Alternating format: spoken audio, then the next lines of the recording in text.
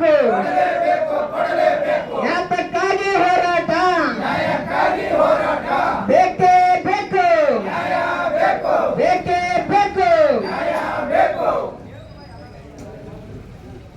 ಆತ್ಮೀಯ ಅಂದರೆ ಇವತ್ತು ಕರ್ನಾಟಕ ಪ್ರಾಂತ ರೈತ ಸಂಘದಿಂದ ಹೋರಾಟವನ್ನು ಹಮ್ಮಿಕೊಂಡಿರುವ ಕಾರಣ ಏನಂತ ಕೇಳಿದ್ರೆ, ತಮಗೆಲ್ಲ ಗೊತ್ತಿರುವಂತ ಸಂಗತಿ, ಸತತ ಮಳೆಯಿಂದಾಗಿ ತೊಗರಿ ಮತ್ತು ಹತ್ತಿ ಇನ್ನಿತರ ಹೆಸರು ಉದ್ದು ಇನ್ನಿತರ ಬೆಳೆಗಳು ಇವತ್ತು ಸಂಪೂರ್ಣವಾಗಿ ಮಳೆಯಿಂದ ಹಾಳಾಗಿದ್ದು ತಮಗೆಲ್ಲ ಗೊತ್ತಿರುವಂತ ಸಂಗತಿ.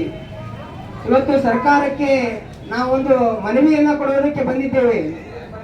ಇವತ್ತು ಸರ್ವೆ ಮಾಡಿಸಿ, ಕೃಷಿ ಇಲಾಖೆಯಿಂದ ಸರ್ವೆ ಮಾಡಿಸಿ ಅತಿವೃಷ್ಟಿಯಿಂದ ಹಾಳಾದಂತ ಬೆಳೆಗಳಿಗೆ ಪರಿಹಾರವನ್ನ ಕೊಡಬೇಕು ಅಂತ ಹೇಳಿ ಇವತ್ತು ಎಚ್ಚರಿಕೆಯನ್ನ ಕೊಡಬೇಕು ಅಂತ ಹೇಳಿ ನಾವು ಇಲ್ಲಿ ಎಲ್ಲಾ ರೈತರು ಸೇರ್ಕೊಂಡಿದ್ದೇವೆ.